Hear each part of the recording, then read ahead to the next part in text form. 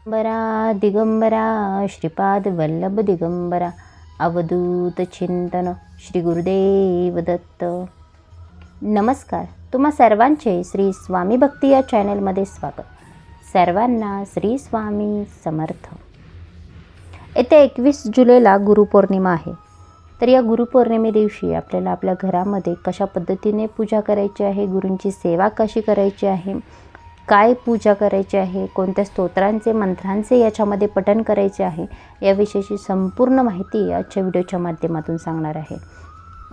आपण जर माझ्या चॅनेलवर नवीन असाल, व्हिडिओ पहिल्यांदाच पाहत असाल तर नक्की माझ्या चॅनेलला पहिल्यांदा सबस्क्राईब करा आणि जवळील बेल आयकॉन नक्की प्रेस करा. म्हणजे आपल्या चॅनेलवर जेव्हा नवीन व्हिडिओ अपलोड होतील तेव्हा त्याचे नोटिफिकेशन तुमच्यापर्यंत येत राहील. आणि व्हिडिओ स्किप न करता अगदी शेवटपर्यंत नक्की पहा, म्हणजे तुम्हाला तुमच्या सर्व प्रश्नांची उत्तरे या व्हिडिओच्या माध्यमातून मिळतील. काही स्वामी सेवेकरी आहेत जे दर महिन्याच्या पौर्णिमेला सत्यनारायण करतात. तर सत्यनारायण हे आपल्याला कधी करायचं आहे? पौर्णिमेच्या काळामध्ये आपण सत्यनारायण करतो. तर पौर्णिमा ही शनिवारी म्हणजेच 20 तारखेला सायंकाळी 6 वाजता पौर्णिमेला सुरुवात होते आणि 21 तारखेला दुपारी 3:47 पौर्णिमा समाप्तीचा काळ आहे. तर आपल्याला पूजा आहे जी सत्यनारायणाची ती शनिवारी म्हणजेच 20 तारखेला सायंकाळी 6 नंतर मांडणी करून करायची आहे, म्हणजेच प्रदोष काळामध्ये करायची आहे. तर शनिवारी आपण जी काही सत्यनारायण जे करतात त्यांनी शनिवारी पूजा मांडणी करून सत्यनारायण करायचं आहे. आता दुसऱ्या दिवशी 21 तारखेला गुरुपौर्णिमा आहे. सर्वांचाच आवडीचा दिवस आहे, आपल्या गुरूंचा दिवस आहे आणि आपल्याला या दिवशी आपल्या गुरूंची सेवा करायची आहे. तर या दिवशी आपल्या घरामध्ये आपल्याला पूजा कशा पद्धतीने करायची आहे हे सर्वप्रथम लक्षात घ्या. गुरुपौर्णिमे दिवशी त्या दिवशी आपल्याला स्वामी समर्थ महाराजांची मूर्तीवर किंवा फोटोवर अभिषेक करायचा आहे. आता अर्थातच फोटोवर आपण अभिषेक करू शकत नाही, तर फोटो स्वच्छ करून आपल्याला हिना अत्तर लावायचा आहे, अष्टगंध लावायचा आहे, त्याचबरोबर फुले हार जे काही तुम्हाला फोटोला अर्पण करायचं आहे ते करा. धूप दीप दाखवायचा आणि ज्या काही सेवा सांगते त्या आपण त्या फोटोसमोर बसून केला तरी काही हरकत नाही. पण ज्यांच्याकडे स्वामींची मूर्ती आहे त्यांनी एका तामणामध्ये स्वामींची मूर्ती घ्यायची आहे आणि मग आपल्याला या सेवा करायच्या आहेत. आता तुम्ही या दोन्हीपैकी जे काही तुम्हाला म्हणजे मूर्ती असेल तर मूर्तीवर अभिषेक करा, फोटो असेल तर समोर बसून आपल्याला या सेवा करायच्या आहेत, हे लक्षात घ्या. आता जेव्हा आपण सेवेला सुरुवात करतो त्यावेळेला सर्वप्रथम आपल्याला दिवा लावायचा आहे, बसण्यासाठी आसन घ्यायचं आहे आणि मग आपल्या सेवेला सुरुवात करायची आहे. तामणामध्ये स्वामींची मूर्ती घ्या आणि मग आपल्याला अभिषेक करायला सुरुवात करायची आहे. अभिषेक तुम्ही पाण्याने करू शकता, पंचामृताने करू शकता, मधाने करू शकता, दुधाने करू शकता. तुमच्या इच्छेनुसार तुम्ही अभिषेक करू शकता. अभिषेक करताना आपण काही स्तोत्र म्हणायचे आहेत, काही मंत्र म्हणायचे आहेत, तर ते कोणते ते पाहूया.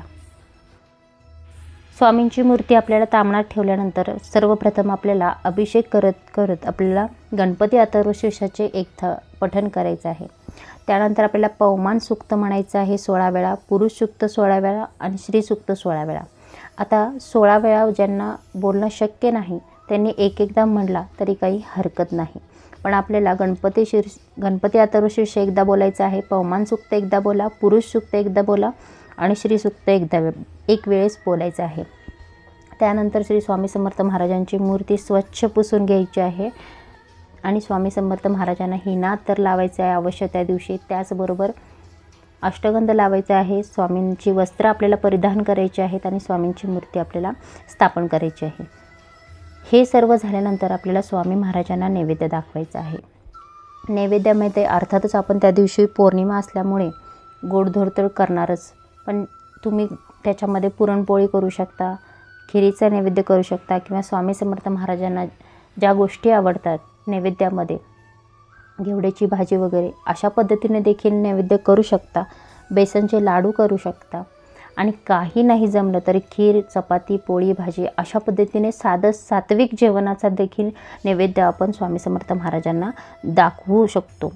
नैवेद्य दाखवायचा आहे. नैवेद्य झाल्यानंतर आपल्याला आरती करायची आहे. आरती स्वामी समर्थ महाराजांची करू शकता किंवा दत्त महाराजांची आरती आपण यावेळेला करायची आहे। दोन्हीपैकी आरती करा, कोणतीही एक, किंवा दोन्ही आरत्या येत असेल तर दोन्ही आरती म्हणायची आहे। अशा पद्धतीने आपल्याला गुरुपौर्णिमे दिवशी पूजा करायची आहे, नैवेद्य दाखवायचा आहे।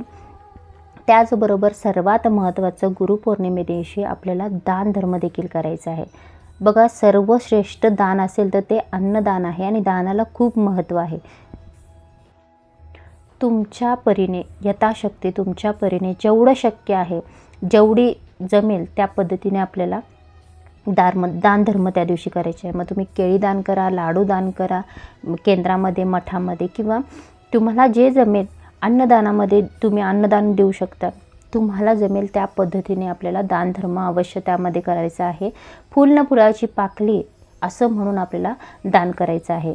मी असं सर्वांना सांगत नाही की तुम्ही एवढं दान करा, तेवढं दान करा, शक्य नाही। प्रत्येकाच्या परिस्थितीनुसार, प्रत्येकाच्या तुमच्या फायनान्शियल ह्याच्यानुसार 20 रुपयेमधले 5 रुपये मी म्हणते द्यायला काहीच हरकत नाही। एवढं जरी दान केला तरी ते दानाचं पुण्य आपल्या पदरामध्ये आपल्याला त्या दिवशी पाडून घ्यायचं आहे आणि ही सर्वश्रेष्ठ सेवा आपल्याला त्या दिवशी सर्वांना करायची आहे। एखाद्या मंदिरामध्ये त्या दिवशी नक्की जा, गुरूंचं दर्शन घ्या, मठामध्ये जा, केंद्रामध्ये जा, तुमच्या पद्धतीने तुम्हाला वेळ मिळेल त्यावेळेला अवश्य गुरुवारी आपल्याला मंदिरामध्ये, केंद्रामध्ये जायचं आहे, मठामध्ये जायचं आहे आणि आपण गुरूंचं दर्शन घ्यायचं आहे आणि दानधर्म देखील करायचा आहे। दानधर्म करायला नक्कीच विसरू नका, अवश्य दानधर्म करा, कारण सेवेपेक्षा देखील जास्त महत्त्व दानाला आहे। स्वामी तुमच्या सर्वांच्या सर्व चांगल्या इच्छा पूर्ण करोत ही स्वामींचरणी प्रार्थना। व्हिडिओ आवडला असल्यास नक्कीच व्हिडिओला लाईक करा, चॅनलला सबस्क्राईब करा, जास्तीत जास्त लोकांपर्यंत शेअर करा आणि कमेंट नक्की करा। श्री स्वामी समर्थ।